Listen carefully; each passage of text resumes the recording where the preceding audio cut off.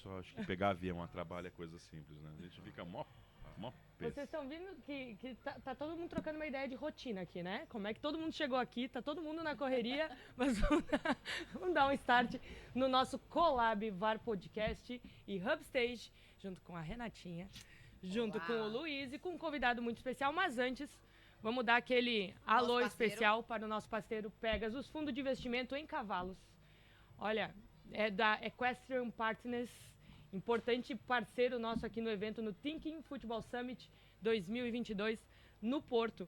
E hoje, Renatinha, estamos... um convidado literalmente à altura do teto do estúdio. A altura, né, Luiz? Já estava aí trocando uma ideia. Ele veio aqui, mas imagina, a gente sentiu realmente nanicos na hora dele. Né? E olha que a gente não é baixa, né? Pois é. Não é, não. Arthur, seja bem-vindo ao nosso Collab VAR Podcast e Hubstage. Obrigado, bom dia. Bom dia. Desculpa um pouco, tô sem voz. Ele foi pro show ontem do Tony Carreira, tá, gente? Só.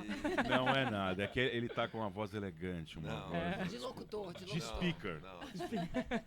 E obrigado pelo convite, é um prazer estar aqui conversando com vocês, trocar um pouco de ideia, de conhecimento, de experiência. Fantástico. E E falar um pouquinho desses dois universos, né? Que tu já viveu tanto dentro quanto fora. Das quatro linhas, né? É os dois movimentos. Sim. Vamos começar falando um pouquinho disso. Como é ter a visão dos dois? Tem muita gente que está transitando nesse meio e nesse caminho, toma essa ideia de decisão. Mas por que o Arthur, por exemplo, não resolveu ficar no campo e ficar como treinador, como preparador, e resolveu ir para a gestão? Por que depois de toda a tua trajetória, essa foi a tua escolha? Bom, Hélio, eu acho assim, pra gente começar nesse assunto, eu acho importante colocar um parênteses, que é, para acontecer essa transição, tem um momento pré, que é o encerrar, que eu acho que é o momento mais difícil de todos os ex-jogadores e jogadores. Posso te incluir uma frase, que aí um timing. O Tinga, lá no Brasil, ele disse que o jogador de futebol morre 2 vezes. Eu ia dizer isso. Olha aí. E eu acho que o jogador precisa escolher morrer. É uma boa frase também. Porque Saber o timing, né? existem muitos ex-jogadores que não conseguem entender qual o momento de parar. E eu sempre tive uma coisa comigo, que na vida é sempre importante você saber entrar e saber sair. Concordo. Isso são princípios básicos. Momento de se retirar de cena, né? Exatamente. E eu vou falar de mim aqui. Eu, no meu caso, eu comecei a entender que tudo aquilo que eu tinha construído, se eu continuasse, eu ia denegrir. E se eu trabalhei tanto tempo, sonhei com algo para construir, não poderia eu próprio destruir. Sem dúvida. E foi quando eu me preparei para me retirar. E depois, óbvio, também eu recebi um convite para começar a trabalhar. E aí depois o segundo passo é aquele, começa a trabalhar logo, ou dá um tempo. Todo mundo usa a palavra descansar, mas assim, descansar do quê? Sim. E vocês que estão Entendeu? acostumados com essa rotina frenética, é difícil desligar, hein? É difícil desligar e depois tem aquele chavão que só é lembrado quem é visto. Sim. E muitos ex-jogadores param, descansam.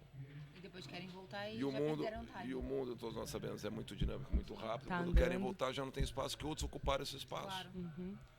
E eu, nesse ponto, não acho que soube, não. Na minha opinião, decidi parar, sair de Você cena. planejou, é algo... Planejei. Não é que eu planejei, eu senti Que era o momento. que era o momento.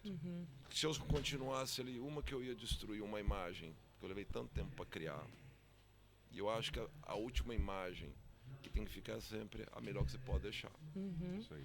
E eu tive o convite de começar a trabalhar logo em seguida e decidi também, vou emendar uma coisa na outra. E talvez aí mostrou que a decisão foi assertiva. Sem dúvida. No timing certo. Sem dúvida. Porque o convite veio logo depois. O convite veio, eu encerrei, tanto é que eu parei de jogar. A gente nunca esquece o dia que a gente morre. Parei de jogar dia 30 de agosto. Perdão a pergunta, quantos anos você tinha? Tinha 37. 37 anos. 37, 38, uma coisa assim.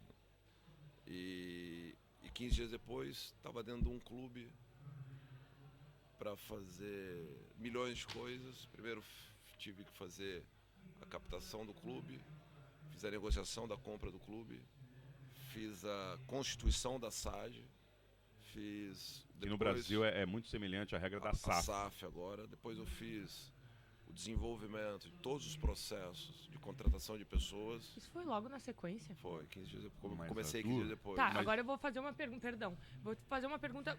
Por que eles resolveram te fazer esse convite para um desafio tão grande de fazer toda essa reestruturação? Eles já sabiam de alguma Do seu experiência, Não. do interesse, de uma Exato, preparação? Porque é complexo. Aham. São especificidades muito distintas. Não, na verdade, o convite vai ser, o clube aconteceu, nós encontramos, e num pequeno almoço eu perguntei para você assim, tudo bem, tá comprado o clube, quem é que vai tocar? Virar para mim e falar assim, você. Então a questão era mais da confiança Era mais e da dos confiança. valores pessoais Do que exatamente da competência. os de ter skills essa, De exato. ter os Determinados. skills. Porque sim, qualquer coisa tu ensina. Confiança é uma coisa que não se ensina. era a confiança, por exemplo, eles eram um grupo brasileiro que estava entrando em Portugal, que já estava à procura de um clube aqui em Portugal há muito tempo. Eu tive a sorte de ter a visão de encontrar esse clube que era perfeito para aquilo que eles queriam. E na abordagem da compra, eles falaram assim, não, você que vai tocar. Eu falei assim, eu não.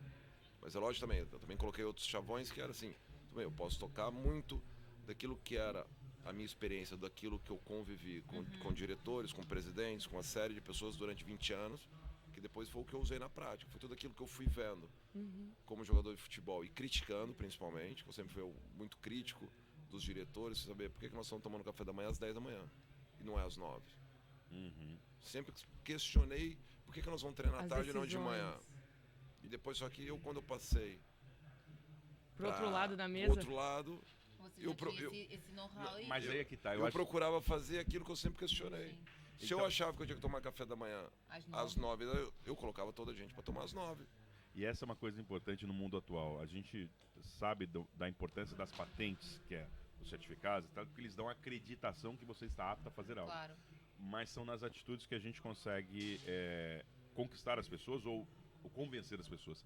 E pensamento crítico, que é o que você disse, que você já tinha há bastante tempo, é uma das habilidades essenciais dos negócios modernos. Então, imagina que hoje é tão difícil encontrar, eles perceberam dentro, você conseguiu captar o clube certo. Tinha pensamento crítico, opa, e tenho confiança, são pilares fundamentais, o resto é aprende. Não, é o dia a dia, né? Que depois quando eu aceitei esse desafio, todo mundo falou assim, mas você é maluco, meu. Como é que você vai assumir um negócio que você não se preparou, não estudou, não... Eu falei assim, eu só vou fazer na prática aquilo que eu vi 20 anos, Só isso, só 20 anos você viu. só que a caneta era minha agora, meu. E que toda a parte acadêmica, todo o histórico acadêmico de um grande CEO, que tu tire talvez e jogue dentro do universo Eles não do têm futebol, a experiência, né? essa visão eles não vão ter. Repertório é a palavra-chave. Por isso que o match é muito Sim. importante, né? Inclusive Sim. de pessoas como você que saem desse universo com toda a bagagem e de pessoas que vêm do mundo corporativo que trazem a experiência Sim. deles. Mas é muito importante. Sim. Os E dois pilares. depois, viu, Ellen, depois uma outra coisa, até para completar a trajetória, foi importante e é importante que depois eu fui atrás da formação acadêmica, que era para me ajudar a decidir melhor. Porque a prática, Segurança. a prática te dá a visão daquilo que está acontecendo ali depois. Um clube de futebol não passa mais do que gerir pessoas, gerir expectativas. E eu fui atrás, fui à Federação Portuguesa, fui à UEFA, fiz os cursos que era depois para ver todo aquele conhecimento que eu estava adquirindo e trocando experiência e conhecendo pessoas. Eu ia pegar tudo aquilo lá e levava para a prática para me ajudar a mim basear melhor aquilo que era o que eu tinha que decidir todos os dias. E é fundamental você misturar a prática com o conhecimento dos dois. A característica do Arthur jogador já reunia isso de liderança, organização? Na tua carreira tu tinha esse perfil dentro do vestiário, por exemplo? Tinha. De liderança? Tinha. Então acaba que se torna só o espelho, né? Tinha. Que tu traz. Tinha. Eu sempre como jogador, sempre procurei na organização do balneário, onde é que ficava a caixa de som, onde é que ficava a máquina de café, onde é que colocava uma fruta, se colocava a fruta num lugar aqui, o diretor, a fruta tem que estar ali, meu. Você não tá vendo que aqui vai dar mosquito? Questionador, né? entendeu? Sempre fui muito curioso, sempre, como se diz, gostei de saber, por exemplo, por que às vezes os treinadores mandavam eu dar 10 voltas no campo correndo, mas por quê? Você já soube por quê, não? Questionador, né? Questionador. Sei, meu. Eu tô brincando. Soube, meu. Dá A raiva, essa né? altura? Tem coisa depois no futebol, não se explica, É só meu. porque sim. É só porque sim. Porque você tem que dar, meu. Mas por que eu vou Botar pra fazer correr, isso? vamos botar pra correr. Por exemplo. A expressão portuguesa é o que é. É o que é. Verdade. Entendeu? Eu ia falar da carreira. Pois é. Porque nós chegamos aqui e tem um tag muito interessante que é a sua carreira. Né? Nós estávamos conversando como você foi precursor de atletas brasileiros na posição de guarda-redes em Portugal, que temos uma trajetória Depois do Arthur, acho que ficou um bom tempo só entrando brasileiro. Brasileiros. Júlio, depois o Ederson. Ederson. Então, Então você foi um cara muito importante para abrir caminho para outros, né? Você hoje recordando, você já percebeu isso, a importância disso, ou como isso aconteceu pós a sua passagem aqui, importante? Não. Agora que você falando que eu tô vendo aqui. Talvez é um dado que não se pega, né? A gente não se apega nessa... Mas muito importante, o pioneiro. O pioneiro, aquela pessoa que eu acho abre que caminho. sim, eu acho que antes de você, como brasileiro guarda-redes, né, que é como chama aqui, eu não sei se teve algum guarda-redes no Benfica. Não, e foi bacana que a gente chegou nessa conclusão bem ao acaso, porque a Renata disse, não, veio o Arthur, logo depois veio o Júlio César, o Ederson, ele disse, então ele abriu a porta. Sim. Foi essa a frase do Luiz. Eu agora olhando pra trás, assim, eu cheguei no momento no Benfica, vou falar um pouco do Benfica, falar um pouco da minha paixão. Não é me gabar, não é isso, mas é o que eu sinto e que talvez possa ser. O Benfica vem durante muitos anos, porque é normal aqui em Portugal, não conseguia ter guarda-redes estáveis, né? Porque é muito difícil jogar no Benfica. E aqui, Portugal ainda não é um país culturalmente que valoriza a posição do guarda-redes. E, por exemplo, nós tivemos aqui no Porto Elton, depois eu cheguei em Braga e depois fui pro Benfica. E acabei ficando lá 4 anos. E vem logo depois de um episódio que era o Benfica comprou o Roberto por 10 milhões de euros, na altura que era um espanhol. E eu chego logo depois. E quando eu chego, eu lembro, eu tive uma difícil tarefa, e os portugueses falam assim, a baliza do Benfica estava queimada, meu.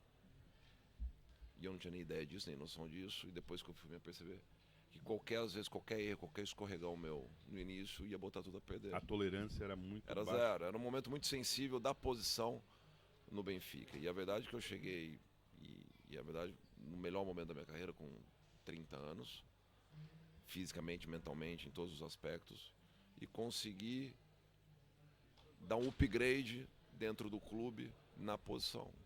E aí foi que depois veio o Júlio, veio o Ederson, e o Benfica, dizem pra mim, né, que após um longo período e após a minha chegada, o Benfica, em termos de guarda-redes, deu um upgrade.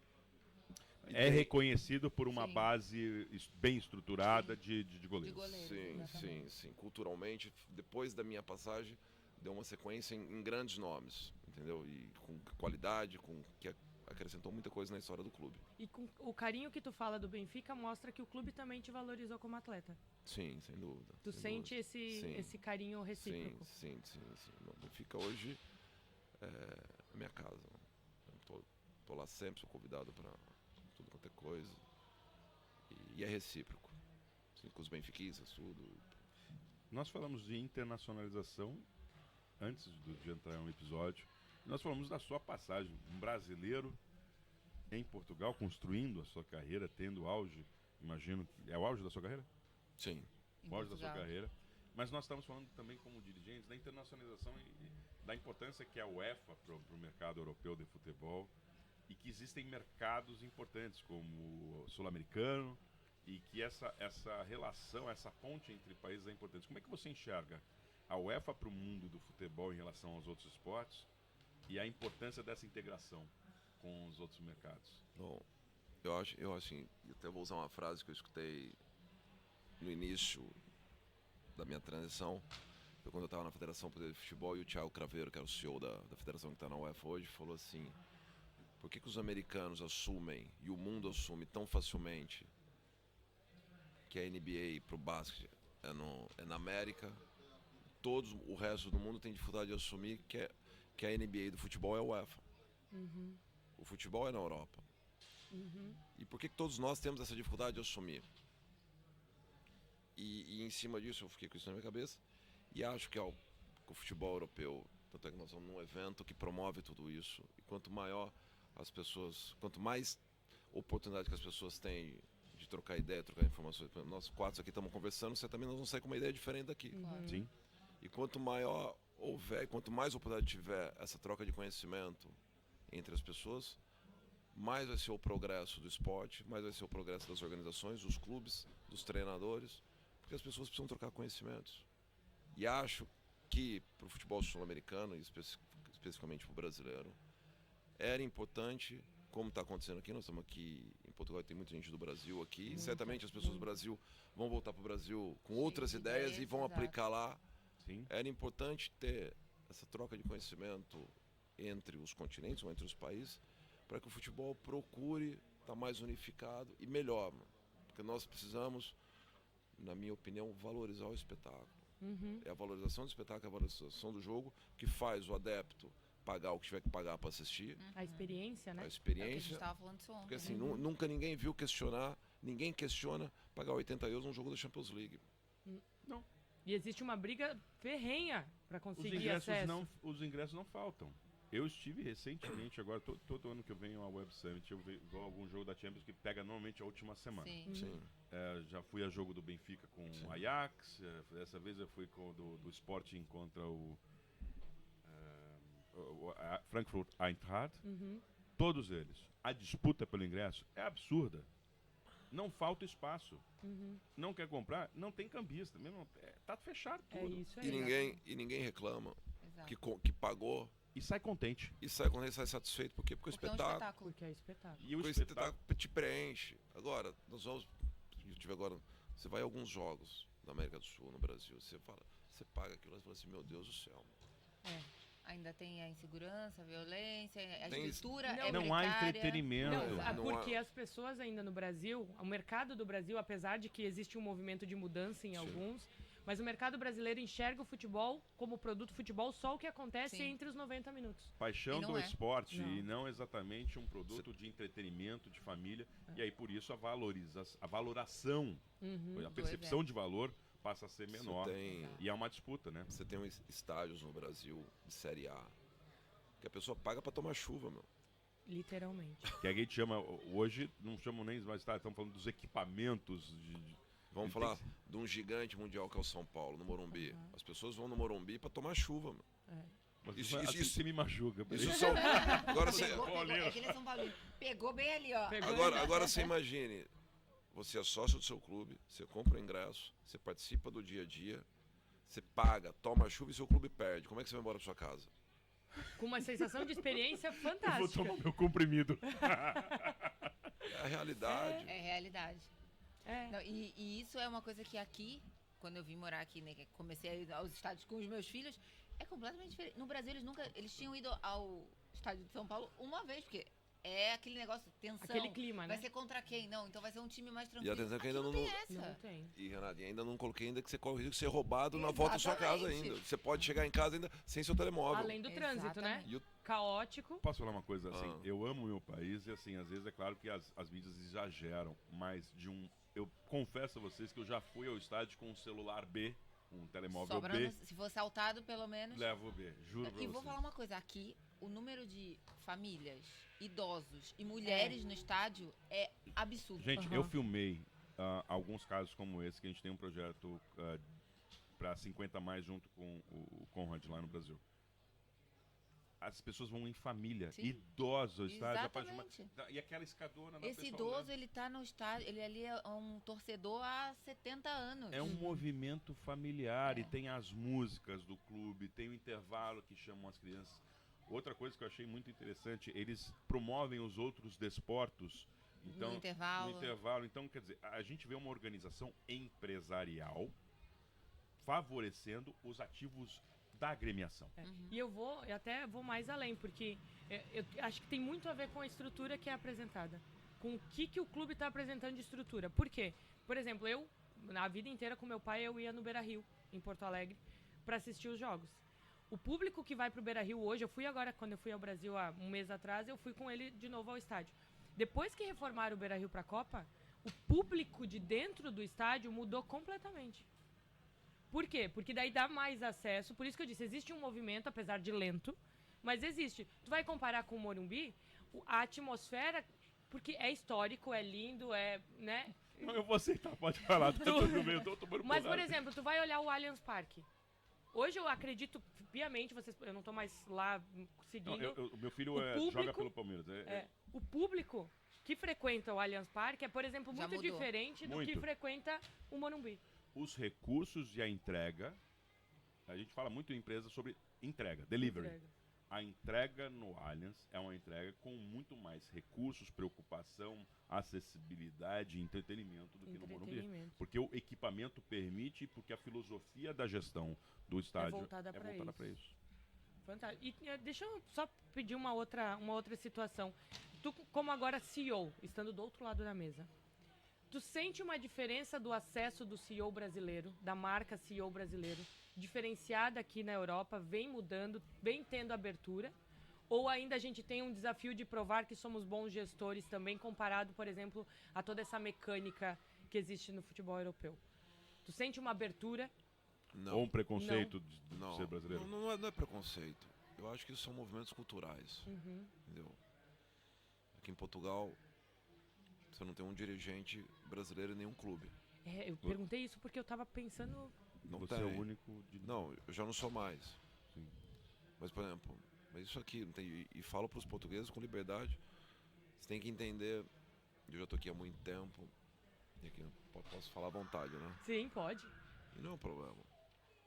O futebol português são dos portugueses. Ponto. São deles. Isso aqui é um país pequeno, onde o futebol tem que ter uma relação de confiança. E eles confiam naqueles que eles conhecem Conterrâneos. desde a escola de quando muito era bairrismo, pequeno. sabe? É com os conterrâneos. Isso não é só no futebol. Isso é dentro de não. empresa. Agora, isso... e depois do futebol, agora eu vou pegar a fala do Renato Gaúcho há uns tempos atrás, futebol é o lugar onde se emprega mais incompetente no mundo. Nossa, essa eu não tinha escutado. Você não escutou? O Renato falou esse dia lá, que era pro Grêmio agora nessa nova fase do Grêmio, o Grêmio ter atenção, porque o futebol é o lugar onde se emprega mais incompetente. Porque os fatores de Todos- hunting nem sempre são voltados às Porque, habilidades e porque aos o resultados. futebol passa principalmente por confiança. Por exemplo, você não vê ninguém entregar um currículo para ninguém no futebol, meu. E futebol é passional, né? O futebol é quem indica. Ponto. É meio que política, né, gente? É como a política. E o cargo de confiança é sempre Mas acho que a isso indicação. isso tem um caminho de mudança nesses próximos tempos. Né? Você acha que não? Muito lento. A passos lentos. Não, e Porque é- a gente vê o quê? O Edu Gaspar agora assumindo uma função na diretiva Inglaterra. importante. A gente fala de um Leonardo, que também Sim. Quanto tempo assumiu. Sim. Mas são casos realmente bem pontuais. São bem pontuais, são Do muito tamanho do pontuais. mercado brasileiro, se a Sem gente for dúvida. pensar, por exemplo, brasileiros, jogadores brasileiros, a gente enxerga espalhados no mundo inteiro. E a gente teria, teoricamente, a mesma capacidade de exportar Sim, CEOs e bons gestores. sim. E realmente existe uma Eu barreira, talvez. eu acho... Como é que eu posso dizer? Eu acho que esse movimento que já iniciou e está em andamento, que são os grupos a comprar vários clubes, pode desenvolver isso, Claro. pode dar essa oportunidade. A profissionalização que está Acho- faltando, né? Acho que esse mundo vai crescer. Acho que falta gente com competência para gerir tudo isso. Agora, acho também que a pessoa vai ter que estar muito bem preparada para assumir essas posições ao redor do mundo. E o brasileiro vai ter que entender que não basta só entender de futebol. Não, tem que entender de gestão, porque as SADs e SAFs têm investidor por trás. Tem, e isso vai agora. Eu acho, primeiro, nós vamos passar por agora falando um pouco de Brasil. O Brasil entra no movimento de SAF agora. Nós vamos fazer o vestibular para isso. Nós vamos ter que provar que nós somos capazes de que transformar um modelo. Ao transformar esse modelo, acho que a nova geração vai entrar na gestão dos clubes. As pessoas da velha guarda, se não se prepararam, vão perder espaço. Vai existir uma seleção natural, acredito. né? Vai existir uma seleção natural. E bem, começou pelo Cruzeiro com pessoas diferentes, que ninguém tá, e deu certo. Isso já promove outras pessoas diferentes a entrarem, porque é necessário isso. E aí, daqui a alguns anos, se a gente conseguir, que eu acho que nos próximos 10 anos, a Série A e Série B do Brasil transformando em liga, vão ser todos SAFs, vão acabar o modelo associativo no Brasil. Tudo bem que o modelo SAF só vai entrar por extrema necessidade, porque ninguém vai passar o controle de uma Pra mão de coisa ninguém, se de não ninguém. precisar. É pra viabilizar, botar de pé. Se não precisar e não necessitar. Aham. E acho que quando o processo no Brasil tiver concluído dessa profissionalização e o mercado tiver completo lá, pode ser que a gente comece a colocar caminhar, aqui, a colocar aqui gente de lá para cá. De acordo com o histórico e resultados. Se a gente né? passar no vestibular que vai ser criado agora nos próximos anos no Brasil. Muito bom. É. Rê, Eu ia fazer uma pergunta voltando ali, ó, um pouquinho de curiosidade mesmo minha, tá? Chapecoense. Por que essa passagem por lá, depois de tantos anos aqui?